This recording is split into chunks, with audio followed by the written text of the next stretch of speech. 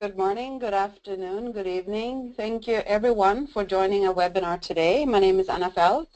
I'm the manager of Empower Women at UN Women. And we have with us today Devon Smiley, who is a negotiation expert who has spent her career helping everyone from small business owners to Fortune 50 corporations sign their best deals. And thank you also so much for responding to the poll that we have. We will have 2 other polls throughout the webinar. And it might be of interest to you that most of you, 60%, actually use negotiation on a frequent basis at your work, 23 with your friends and family, 11% in business, and 6% in your community. So thank you so much for responding to the poll. I think Devon will be happy to use that information to also present to make it very relevant for you. For those who have joined us this morning or this afternoon who are not familiar with Empower Women, we were launched in 2013 and we are funded by the Government of Canada. And we have grown into a global movement for women's economic empowerment. And we are running webinars like today. We also have lots of resources in our resource library. We have discussions, we have training materials, and we have a lot of members and very enthusiastic champions. And I've seen that many of our champions have joined us today. So also thank you so much, champions, for working on women's economic empowerment out in your communities around the world. Very briefly, a brief introduction. So Devon Smiley works with advantageSPRING. I think she will also be able to give you a better introduction to herself once we put her on the speaker. She is excited to have this webinar with all of you. Negotiation is something that we are always shying away from, but she will give us confidence today that we feel that this is something that we can do and get what we want out of negotiations. So Devon, I will bring it over to you. Good morning, Anna. Thank you so much. Good morning, everyone. And I would like to also say, we said that we would have 3 polls throughout the webinar. So we will have another 2, but also at the end of the session, Devon will also be able to answer any questions that you have. Please feel free to add your comments in the comment box. And Devon, I will collect some of these comments and questions, and then we can take them towards the end. Fantastic. No, it's really great to be here. I am really excited to see so much activity and to have so many of you with us today. It's really amazing that you're getting this excited about learning about negotiation. It's something that I'm quite passionate about, so thrilled to be sharing it with you today. What we'll be discussing today is figuring out what negotiation really is and why it's important. We'll look at a few negotiation mistakes that you might be making that could be keeping you stuck or holding you back from getting your best results. I'll share some tips and techniques for how you can increase the impact you have when you negotiate. And then I'll be sharing with you an opportunity to win one-on-one negotiation coaching to help you in your business or your life. And then, as Anna mentioned, we'll definitely be having a Q&A. So if a question pops up while I'm presenting, put it into the chat or into the question section here on GoToWebinar, and we'll be sure to get to that at the end. So a bit about myself is, next slide please. There I am.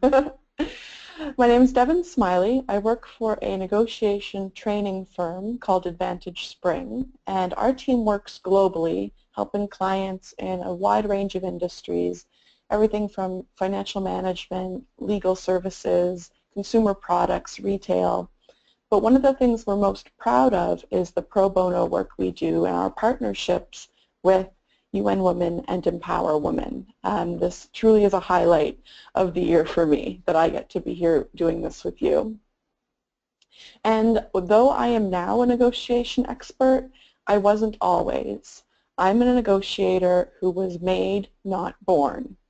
So while my friends and family may very clearly say that when I was a small child I was outspoken and opinionated, I wasn't necessarily a negotiator. That's something that came to me through my career when I was actually first approached with the idea of moving into a full-time negotiation role back in my corporate career.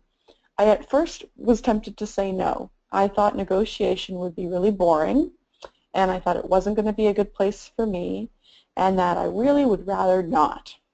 And what changed it for me is that after I dipped my toe in, I started to see that by negotiating well in the workplace, I made other people's lives easier, that we had better contracts, we had better relationships, that when I was able to take a situation that really was unpleasant or wasn't optimal for myself or my company and turn it into something that people were excited about that was positive for us, that transformation, that impact is what made me passionate about negotiation and sparked my desire to focus on it full-time in my career.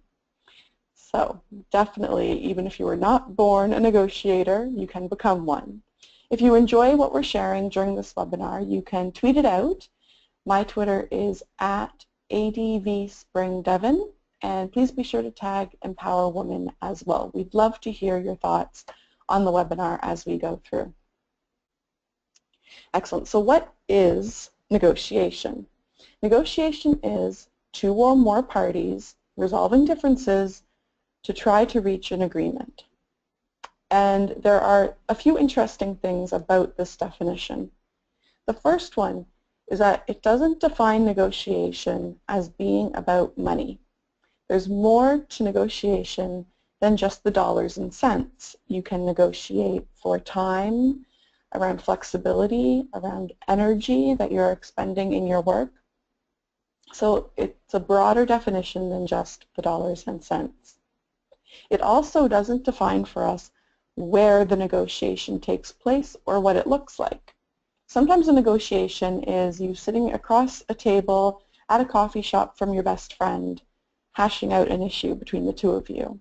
Other times, it'll be a multi-million-dollar deal in a corporate boardroom where everyone's suited and booted, ready to impress. There's no one set place or environment for a negotiation to take place. The third thing that's interesting is the word try, because in a negotiation you'll try to reach an agreement, but that doesn't always happen. It's not guaranteed that you'll succeed. However, sometimes the best result you can hope for is actually to not end up with a resolution, to not sign an agreement, or to not shake hands on something. Because if the deal isn't the right deal for you, it's better to walk away than to force it to conclusion. So when do we negotiate? I find it really interesting that so many of you negotiate when you are in your work, in your jobs, and there are a few different places where we negotiate. We negotiate, yes, at work, and there's a graphic on the next slide. So we'll negotiate at work. The obvious one that comes to mind is that we'll negotiate with our bosses. When we first get a job or when we're on the job, we usually have a salary discussion. So that one comes to mind right away. But other things we might negotiate for include having more vacation time or making sure that we get the project that we really, really want to be working on. We could also negotiate with our colleagues. Sometimes there's a piece of bad news that needs to be delivered, and we negotiate between ourselves for who's going to have to take that long walk to the boss's office and share that information. We could also be negotiating with customers or the people we purchase from our service providers if we're in a procurement type role. And we'll be discussing price, terms of delivery, what we're going to do if there's a quality issue, all sorts of discussions with our clients and our partners. Stepping out of the workplace, we also negotiate a lot with our friends and family. And these are often the types of negotiations that are more casual, but are no less important to our life. It could mean that you're negotiating for where you're going to spend the holidays this year. Where will you take your vacation? Who will you be spending time with around the winter holidays? You can be negotiating first thing in the morning, especially on a rainy day, for which one of you is going to have to get out of the warm bed and walk the dog in the cold rain. We do all sorts of these negotiations every single day. You might not even realize we're doing it. It just feels so natural to us. We also negotiate a lot with children. And if you have children, you'll probably know that they are master negotiators. And the big reason for this is that while they're small, they don't tend to care what we think about them. So they know what result they want, whether it's staying up late, watching more television, eating a snack maybe that they wouldn't normally be allowed. They know what outcome they want, and they will push really, really hard to get it, even if it means they're causing a scene in public, sometimes especially when it means they're causing a scene. But they're very focused on achieving their outcome without worrying about being liked. And that's something as we get older, we become very concerned with, and that can hold us back from asking for what we really want or pushing quite as hard as we would like to. And of course, the largest negotiation we do is the one with ourselves. And this is where a lot of us have that little voice in our head, or the angel on our shoulder, who's telling us to not ask for something, who's saying that we should be satisfied with what we have, not go for it. And we negotiate with ourselves to build up the confidence and build up the courage to make that ask. So why should we be having these negotiations? And that will be on the next slide, please. Perfect.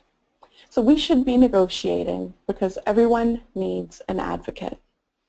In this world, if there's something that you want and you just sit there and wait for it to magically arrive, you'll probably be waiting a really long time. By learning to negotiate and learning to be comfortable asking for what you want and what you need, you're increasing your chances of actually getting what you want and what you need.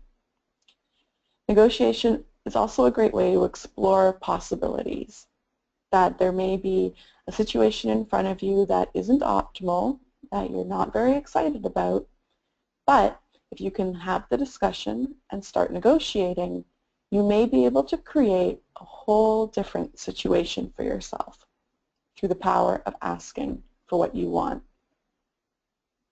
It's also important to negotiate because negotiation at its core is about transforming. It's about transforming those situations we aren't pleased with into ones we absolutely adore. And importantly for us, especially here meeting with you as part of Empower Women, it's important to learn to negotiate because it helps us challenge some of the stereotypes about women in negotiation. Now the first stereotype, and it was women don't ask. And there's a great book by the same title, Women Don't Ask, by Linda Babcock, who's an academic in the field.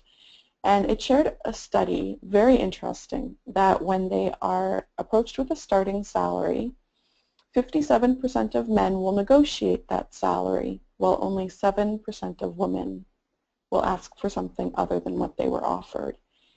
And that is a rather extreme set of statistics to show you the difference in how less likely women are to be asking for what they want. Another interesting example is the board game study. And it has a bit of a funny name, but in essence, they went to university students and they asked them to play a board game. And they said at the end of the board game, you will be rewarded with anywhere between $3 and $10. So all the students went off and they played the game, and at the end they were offered $3, the lowest of the range. And what was interesting is that the women were 9 times less likely to push back and say, hey, wait a minute, you said I could have between 3 and 10, I want 10. they weren't asking. They took their $3 and said thank you very much and left the exercise. So again, very interesting. Even in a low-key situation outside of the workplace, we still see that women aren't asking as often as their male counterparts. So I'd love to get your thoughts with another one of our polls. For have you ever missed out on an opportunity to ask for something that was important to you or an opportunity to negotiate?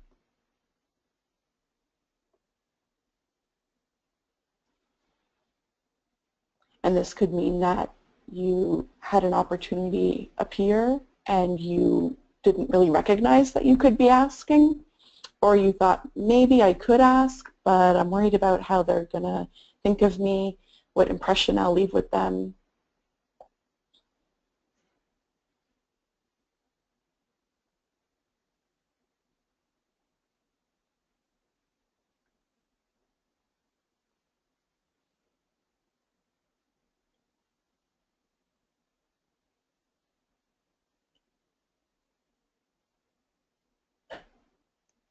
Well, there we go. So we'll be closing the poll in just a moment.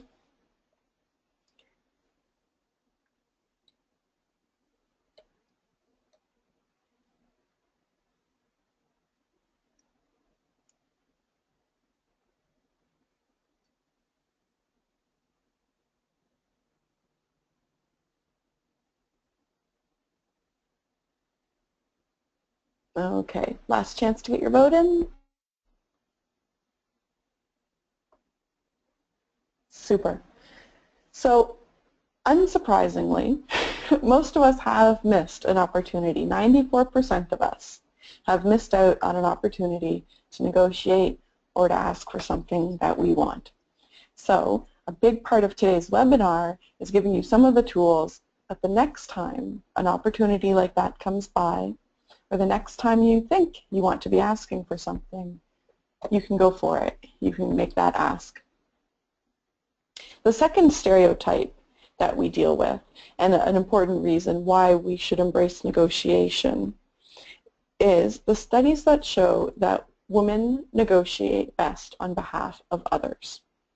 Now there's a picture of a piece of poultry here of a chicken, and it's not to emphasize that we are chickens when it comes to negotiation, but instead the studies have shown that women are better negotiators on behalf of others, and that means if a woman is the head of a group, of a department in her corporation, that she will have better results when she goes to negotiate for things that will benefit her entire group.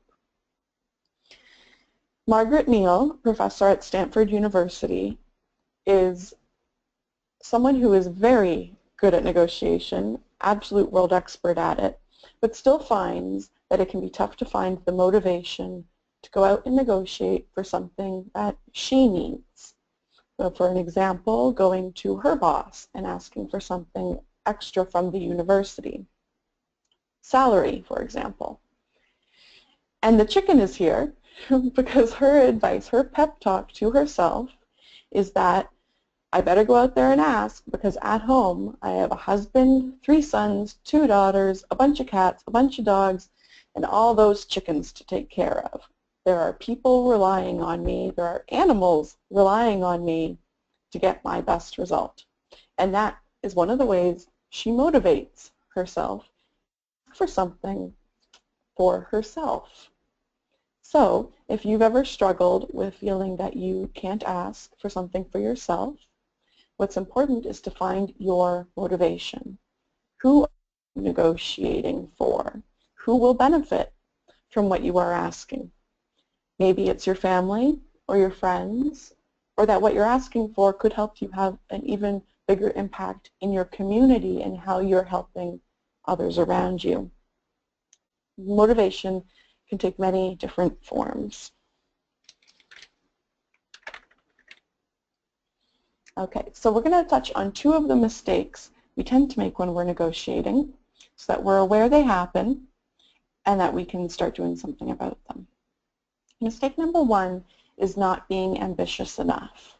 So this is where the little voice in your head may start saying, oh no, people will think I'm greedy, or they'll definitely say no. There's no way they're going to accept what I'm proposing. Maybe you think you should be happy with what you have now. You should be content and satisfied and just not ask for anything more. Or the number itself that you're thinking of asking for sounds really high. It sounds scary. Even getting that number out of your mouth in the meeting is a bit terrifying for you. Studies have shown that women tend to ask for and therefore get 30% less in negotiations than their male counterparts. So when it comes time to ask for something, it could be asking for salary, it could be asking for flex time at work so we can take care of some family needs. It could be asking for more vacation. We will routinely underestimate what we should be asking for. So in correcting this mistake, it's to get ambitious, to think of the number that you want to be asking for and challenge yourself to make it a little higher, to set a stretch goal for yourself. And if the number sounds really, really high and it's a little scary to say, to even practice saying it to yourself. Stand in front of the mirror and say the number over and over again so that you're comfortable with it, and when it comes time to be in that negotiation, the pressure is much lower. A second mistake we tend to make is that we get stuck in a signature style of negotiation. So some people, when they negotiate, are very hard-hitting. It's a battle in that negotiation.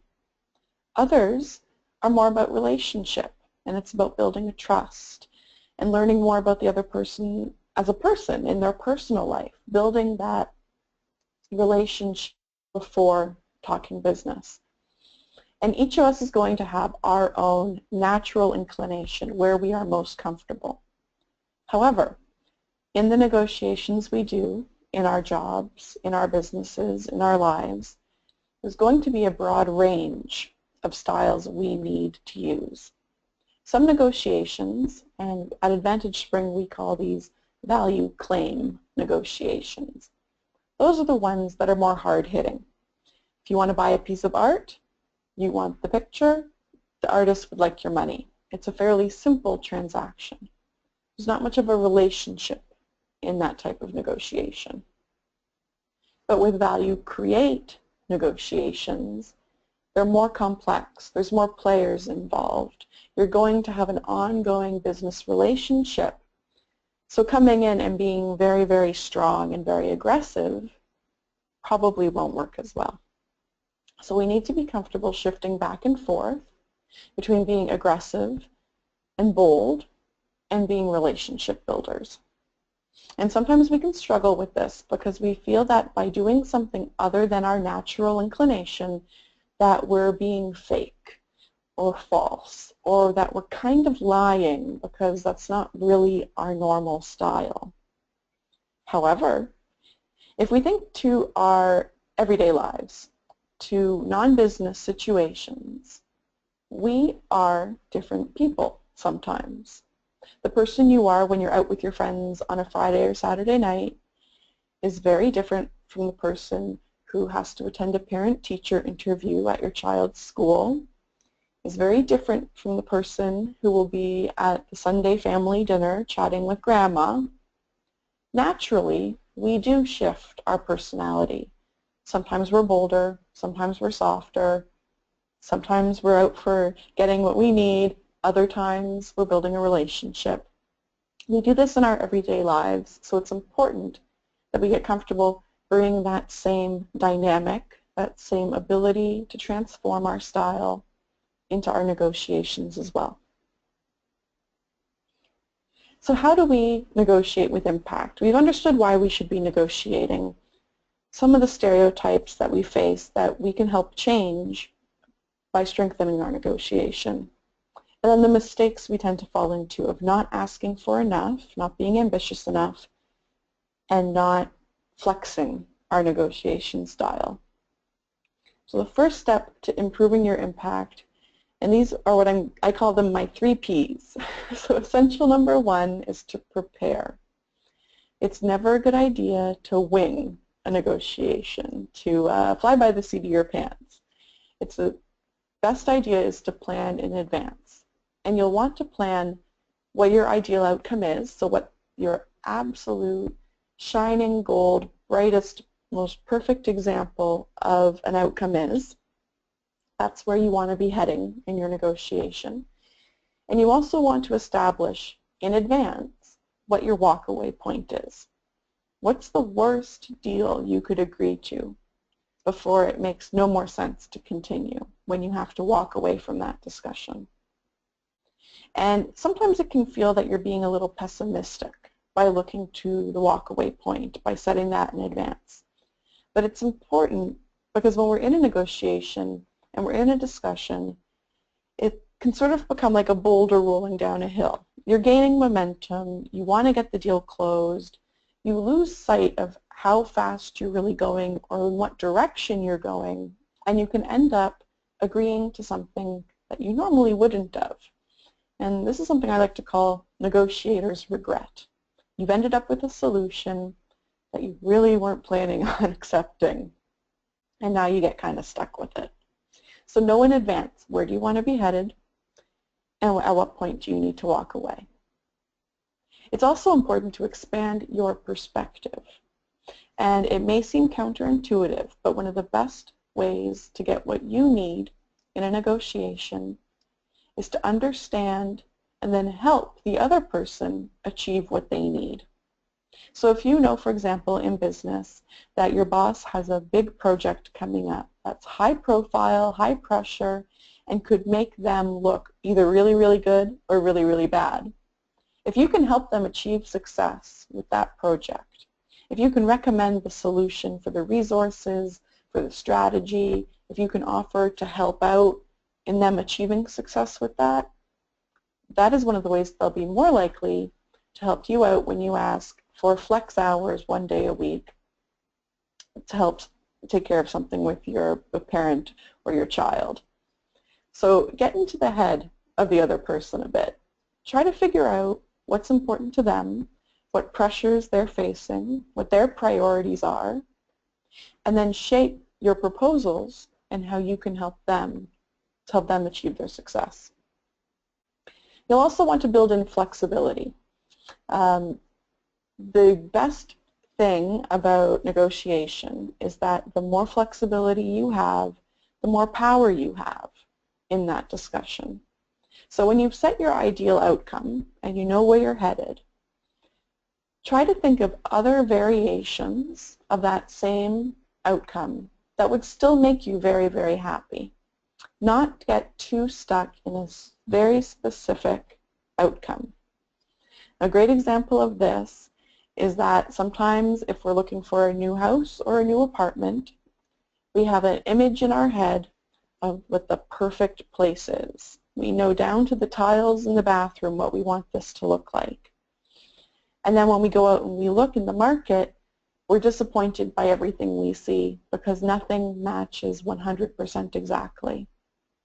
If we build in a flexibility and we have a general idea of what we're looking for and what boxes it needs to tick, we're more likely to achieve success. We're more likely to ease the frustration of going through that search or in going through our negotiation. Essential number 2 is to practice. So essential 1, we're going to prepare, and then we're going to practice. And think of this one as riding a bike. When we all started riding our bike, we started on a tricycle, very, very steady, 3 wheels, no shakes. As we got more confident, we moved from a tricycle onto a bicycle with training wheels. We wobbled a bit, but it helped us find our balance until we graduated to ride the bicycle full steam ahead. It works the same way with negotiation, that we can start building our skills and getting comfortable asking for smaller things, and then build on those successes to ask for larger and larger, more important elements in our life, in our business. So for myself, one of the things I used to be very frightened of, and it sounds silly now, but I was very frightened to go into a local restaurant or cafe and order something that wasn't exactly on the menu. I felt very nervous about asking for that, but I kept going. I made the ask, I ordered my drink, no one laughed, no one said no, I got the drink I wanted, success. And I could build on that from there in asking for other things. So if you can think now of something in your life or in your work that's sort of small that you could ask for, maybe it's leaving early one day next week, and how that sets your foundation for being able to ask for larger and larger things until you are sitting in that multi-million-dollar negotiation, or you are negotiating a 20% pay raise for yourself. You've built up to it. You have the confidence. You'll also practice by spotting opportunities. And we'd mentioned at the beginning that sometimes we aren't really aware we have an opportunity to negotiate. We might assume things just are what they are and that there's no room for change. But an opportunity to negotiate is anywhere in business or life that you feel less than 100% excited about what you'll be doing.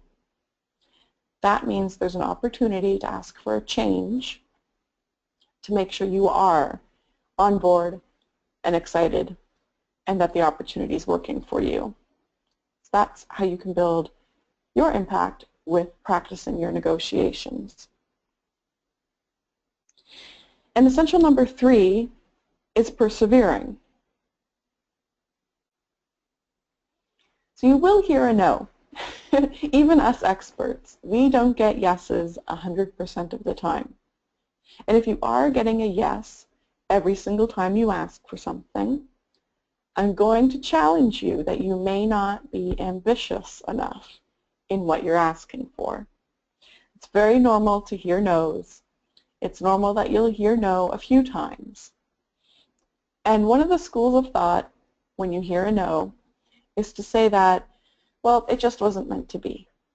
The universe didn't want me to have this. You know, you could blame it on karma. I'm going to wait for it to be a better time. I'm going to wait for my situation to change. It's not meant to be. But what's important when you hear a no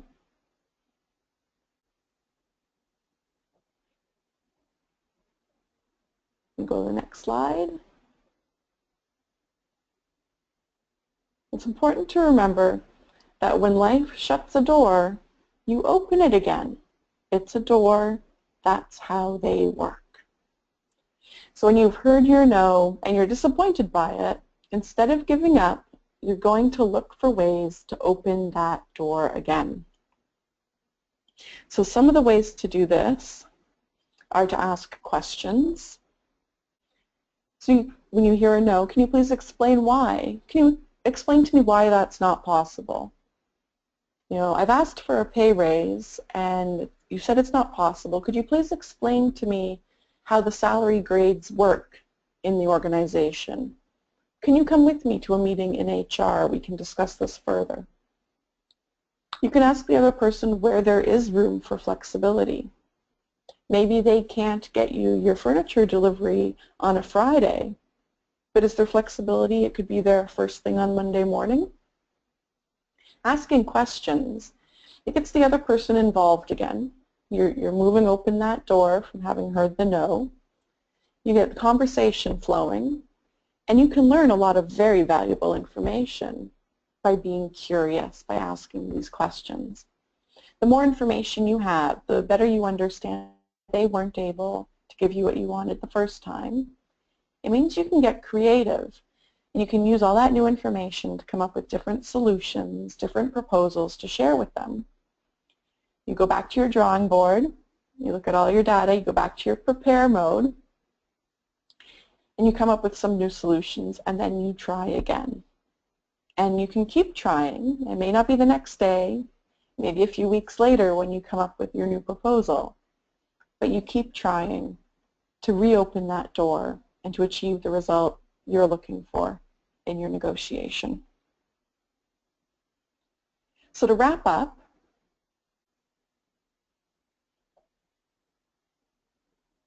We learned about motivation and how it's important that we learn to negotiate because we can be our own best advocates. That when there's something that we want in business or in life, we can't always wait for someone else to offer it to us or to ask for it on our behalf. We can step up, we can ask for it ourselves. And we can also remember the broader impact our negotiations have. It impacts your family, your friends, your community. You may, like Professor Margaret Neal, have horses and dogs and cats and chickens at home that are relying on you to close your best negotiation. We should also watch out. Remember that we need to be ambitious. And if we're shying away from asking for something, or if we get stuck thinking that others will think we're greedy, or that we should just be content, to challenge ourselves, to be more ambitious, and to get comfortable changing styles, the same way we change our approach in our personal lives, and we have different facets to our personality, to embrace those when we're in a negotiation. And then to increase our impact, to follow our 3 Ps. We'll prepare, we'll have an ideal outcome as well as a walkaway point. We'll think for how we can help the other person achieve their desired outcomes. We build our confidence by practicing, starting small and building our way up. And then we persevere. So when we hear that no, we don't just walk away, we ask questions, we start opening that door again. So now I wanted to share with you an exclusive opportunity we have for you to win one-on-one negotiation coaching. So I'm so thrilled to be partnering with Empower Women on this. If you go to the link, it's bit.ly/win1-to-1, you have an opportunity to submit a short essay application discussing your experiences with negotiation and how you can use negotiation to have an impact or a transformation on your business or life. And you have an opportunity to win 1 hour of one-on-one negotiation coaching with me to help you work through your specific situation. The contest is open until the end of June, so if you've been inspired by this webinar and if you would love to learn more, I really encourage you to visit that page, to apply, and I would hope to be speaking with you soon.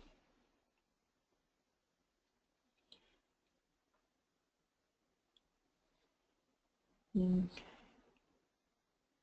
a part of that, and as we move into the question period, is our third question in the poll, is what type of negotiations would you like to learn more about?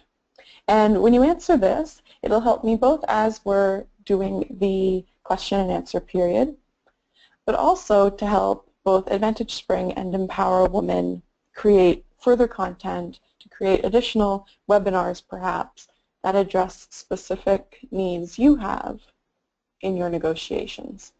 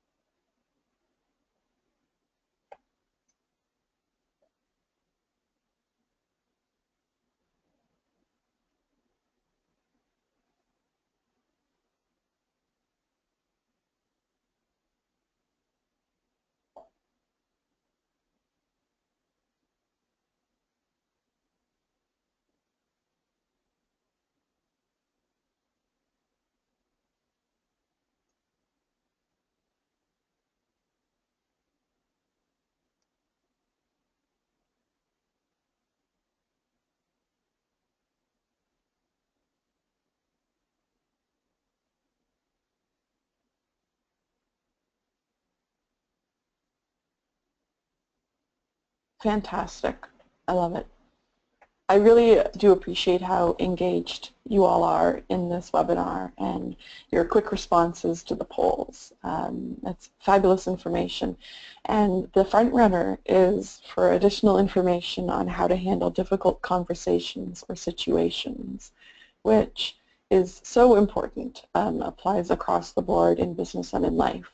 So thank you very much for that feedback, for that input. Excellent. And so now I think we can move into question period. If you have any questions that you've been pondering during the webinar, now is the time to type them in to either the chat or the specific question feature here on the webinar. And we will work to get your answers to you.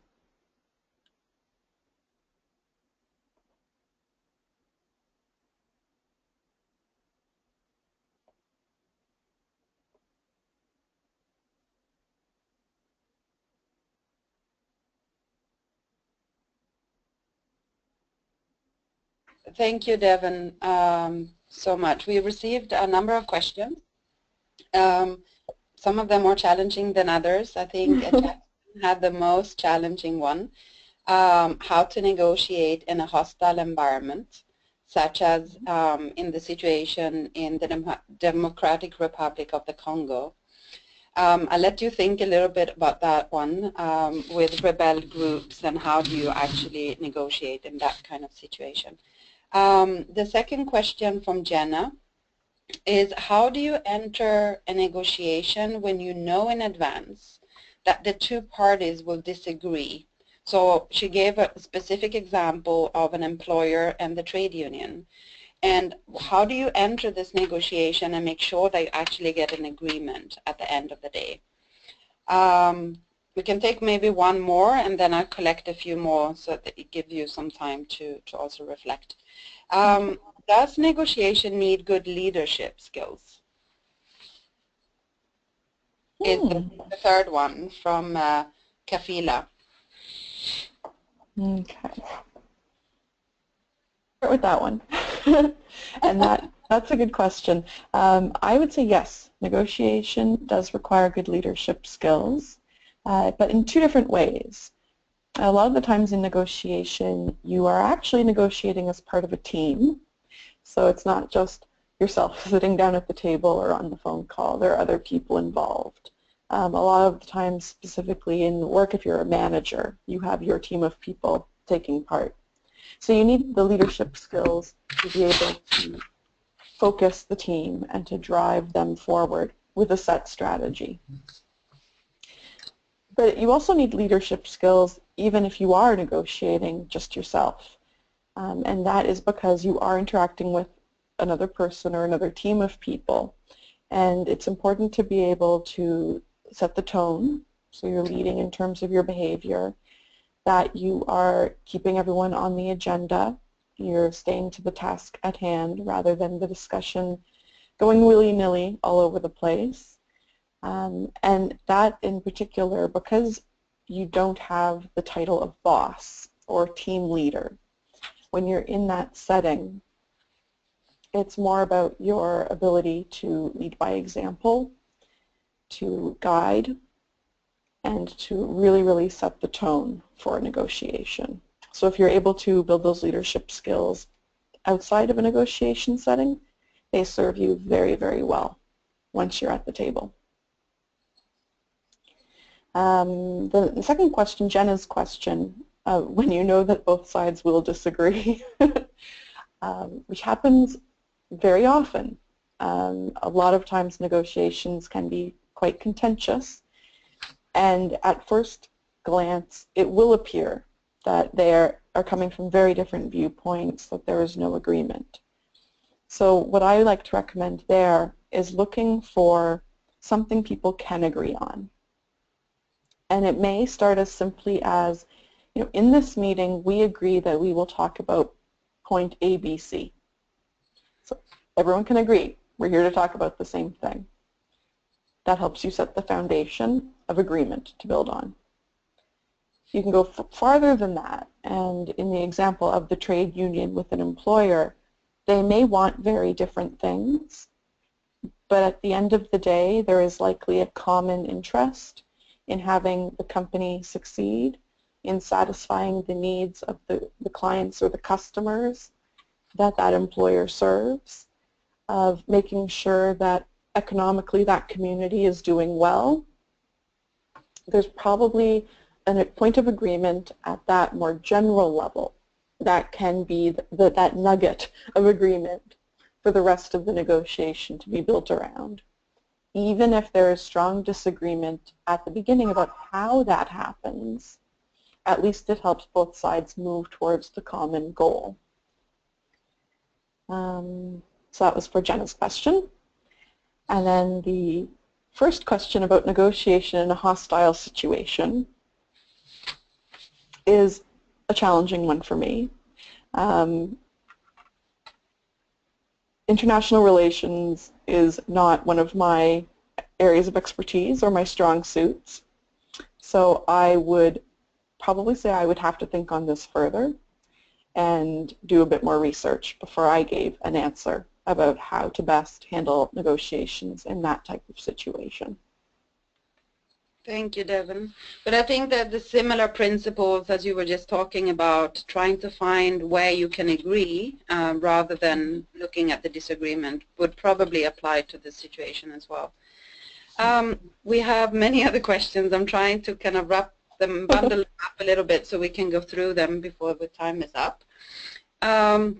Maybe a little bit more for Stina. Would like to know, why do women fail to negotiate?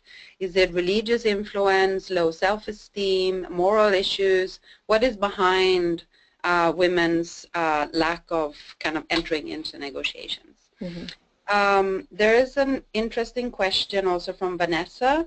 What energy do you bring to the negotiation table? Do you enter like serious and passive? Do you come in friendly enough? And how do you, when you start the negotiation, how do you actually, what kind of energy do you bring to it?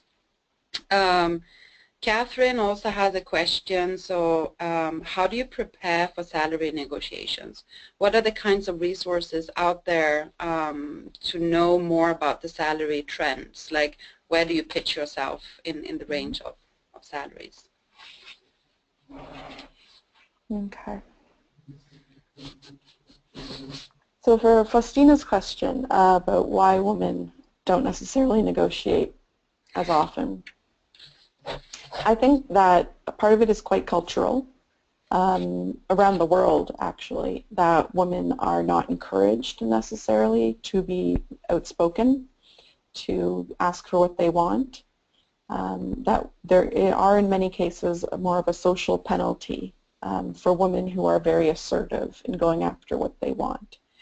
And that's something where even fellow females have that reaction. If we see a woman who's very strong, very assertive, always asking for something that she wants, even as a fellow woman, we may have that reaction of saying, oh, she's a bit much, isn't she? Like, that's a bit over the top. So there's this cultural tone that I think is thankfully changing now in the last few years especially. I think we're seeing a lot of progress on that. But it's still going to be something that we have to confront as individuals. And then there is a strong element of it that is related to self-esteem and not having the courage of our convictions that we are worth asking for something. And it's interesting because there's a point in Professor Neal's argument of, negotiate for your chickens. And Lois Frankel is one of her counterparts in the academic world who says that, well, we shouldn't need to motivate ourselves by focusing on the impact we'll have on others. It should be enough that we are worth it in going after this. I like to think that there is a happy medium between the two, that we can recognize that we are skilled, we are capable, we have a lot to offer in the world and in the workplace, and we can also augment our motivation by remembering that we will have an impact on other people, using that to our advantage. But definitely practicing, building your confidence is something that will help you lead by example in what you're asking for. The question about how much energy to bring to a negotiation. The answer to this is really it depends. There are times when you'll be in a very serious discussion, perhaps in a high-stress corporate setting. And you do need to come to the table with a sense of professionalism and gravitas and be quite, I'll say almost, very reserved in your approach. There are other times when it will be a very serious situation. It will be a situation where people are being very aggressive. And what can help is to walk in and be that breath of fresh air with an upbeat personality. For myself, I find my natural place is to show up and be very light and outgoing and talkative and smiling. My last name is Smiley. I have to live up to it. That is how I like to enter a negotiation because I feel that it lowers the pressure in the room and it helps people drop their walls for being very uptight and concerned with how important this is. We all just become a bunch of people having a discussion around that table. And then Catherine's question for preparing for salary negotiations. In terms of resources, I know there are a lot of tools out there that sort of collect the data. Glassdoor is one. Vault, I believe, is another, where you can look and see in the market what other people are earning for similar positions. One of the best ways to prepare, though, to figure out what the salary range may be, is actually to ask other people you know in that industry. And this bumps up on one of our taboos of not wanting to talk to other people about how much we earn. We don't like to share that information. We like to keep it a secret. So it can be tough to have a conversation with someone, even if they're in the exact same role we want, to ask them how much they're earning. But I would encourage you, if you know people who are already working in similar positions, to have a conversation with them about what their compensation package looks like. And not that they need to share all the specifics, but could they give you a range? I think that would be far more reliable than the information that may be available on the internet. And then one of the best ways to get information is once you are interviewing, once you're meeting with someone at the company, to be asking them a lot of questions to learn as much as possible about their human resources approach. And that will help guide you on whether they are a company that is very liberal with their scheduling policies, if they're very generous with vacation, or if they exchange the vacation and the time for a better financial package. But definitely keep asking the questions and try to confront the fear of chatting with other people you know about how much they earn. Devon, we're getting so many questions and there's so many things. So I'm actually thinking, because we're kind of running out of time, I thought maybe we can take a few more. And then we could set up a discussion thread on Empower Women, or one of our champions that are on the webinar could also do that, where people can share some of the experiences, and there's a lot of very, very good questions. So I'm just going to try to cover some that might be useful for the large group of people on the webinar. So we have, for example, what do we do when we are entering into negotiation where there's already unequal power? There's a hierarchy of government, for example, versus an NGO.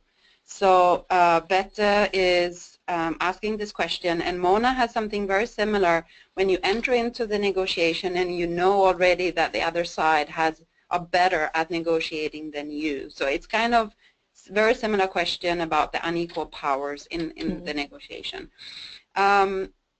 Shihana is asking also, I don't think you really addressed that in the presentation, so I thought it was an interesting question as well.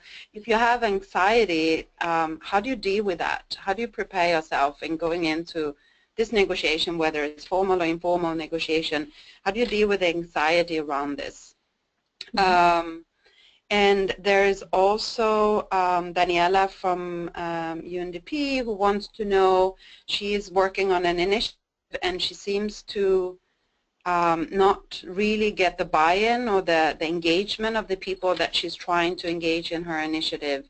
And she feels like maybe that's her negotiation skills that are not as strong. So how can she, is that the issue, or that maybe other issues at hand? And finally, I think this is a handful already, but how do you also enter into negotiation with people that come from an unfamiliar culture? Mm-hmm. That might come also a little bit to your 1P on preparation, and can you prepare yourself in the best way? Fantastic. Oh, these are great questions. And I think it's a wonderful idea to set up a discussion thread on the site where we can discuss even more of these, because they really are fabulous.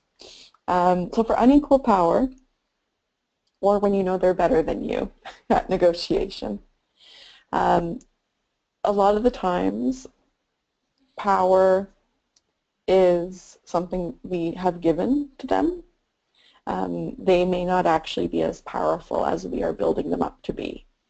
A good example of this is if we work for a very small company and we are negotiating with a very, very big company. That we say because they are big, they are powerful. When you scratch the surface of that, the bigger they are could actually mean that they have way more rules than we do. There are way more people who need to sign off on anything we agree to. They are quite hobbled in what they can do in a negotiation. So for all the power they have, all the size they have, they don't actually have nearly as much flexibility as we do. And in that flexibility comes a great deal of power.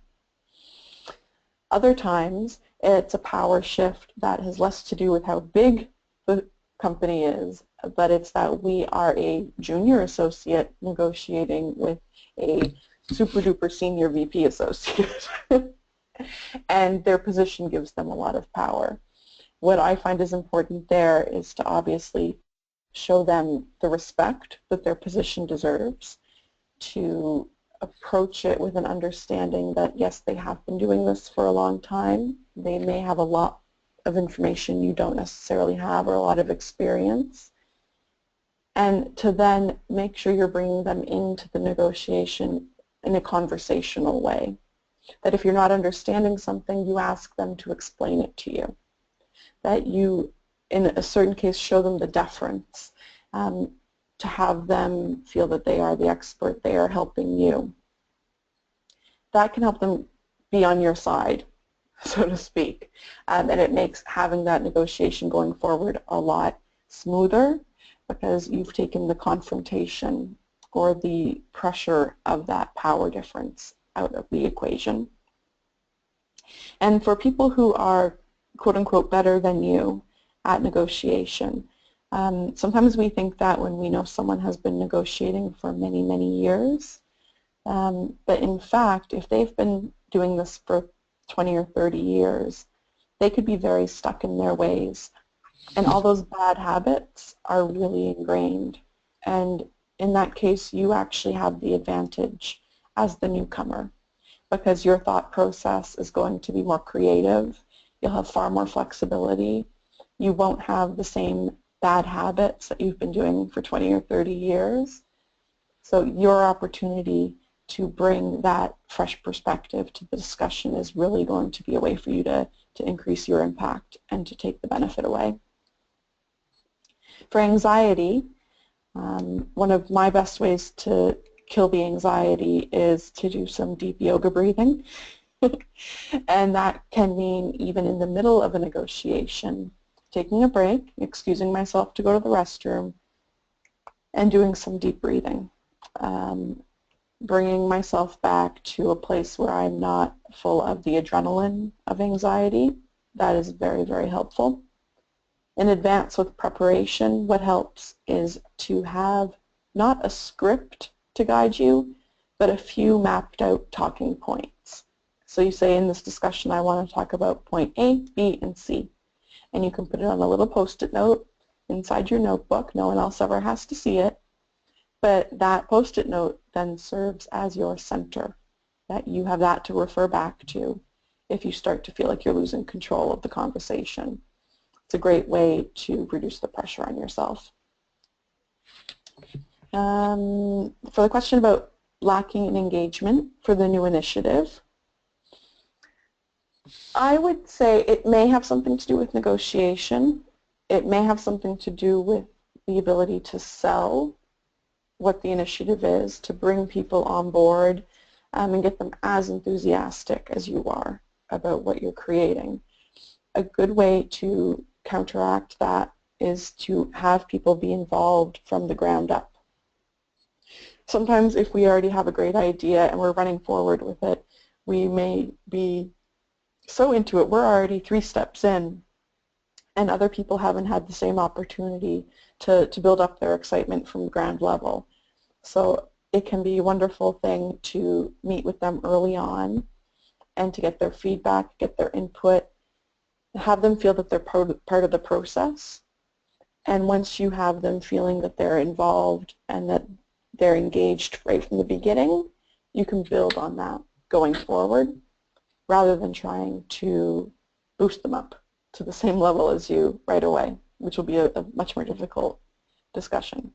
So, for example, if you're having this with a group of people, it can be really helpful to do a kickoff meeting and have a set of questions that you're asking them, sort of like a focus group, and getting their thoughts and opinions.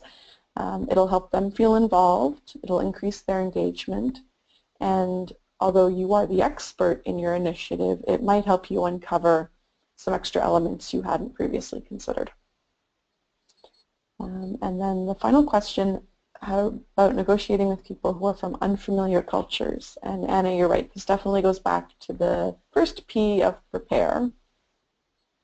So there's a lot of research out there on the internet about what different cultures are like and how they like to approach their negotiations. What's important to remember is that the same way you are researching them, they are researching you. So what I've seen happen is that one side goes way too far over to accommodate the other culture, and then that other culture is doing the exact same thing, and you miss each other somewhere in the middle, like ships in the night, because both people are trying to be nice and accommodating. So to, yes, realize that what some of their strengths may be, what some of their natural inclinations may be, but then it's once you're actually on the phone with someone or in a meeting with them to get to know them as a person and to get to know their company and make your adjustments, finesse it from there. Thank you, Devon. These are a lot of great questions. There was one other one that I wanted to bring up, but I think time is up. So I'm thinking that maybe what we can do is to bring this one as a starting point for the discussion thread. Pearl has a great question about how do I sense when the negotiation is going south? And how do I let it not go south? And when do I kind of change my tactics? And you know, she's also feeling that she doesn't want to feel that she wasn't persevering enough, that she actually did all she could. And, you know, how do you navigate that kind of thing? So I'm wondering if, since time is up, if that would be something that we could start off with. And also, Dase had a suggestion to develop our own negotiation plans. So maybe that could also be incorporated into this discussion thread and go from there. What do you think, Devon? Fabulous. That's a great kickoff to the discussion thread. Yeah, and we also had another great question on how to negotiate with teenagers who have a totally different mind. So there's a lot of these questions that I don't want to lose because they're really interesting. And these were just some of them. And I think that we have how to negotiate in unfair situations.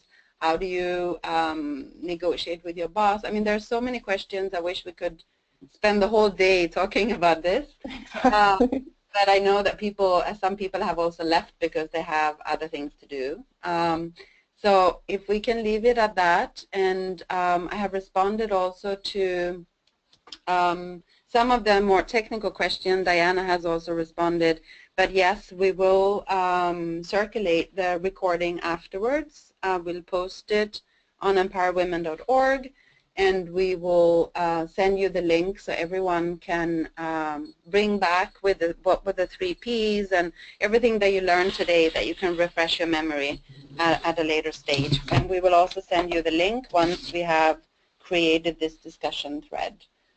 So that everyone can join us. But I would like to thank you first, Devon, for taking the time of explaining this in a very simple way, and kind of make us feel more confident that it's not, it's all about the preparations and how you enter into this. So thank you so much for bringing us the 3 Ps and all the other insights and failures that people do.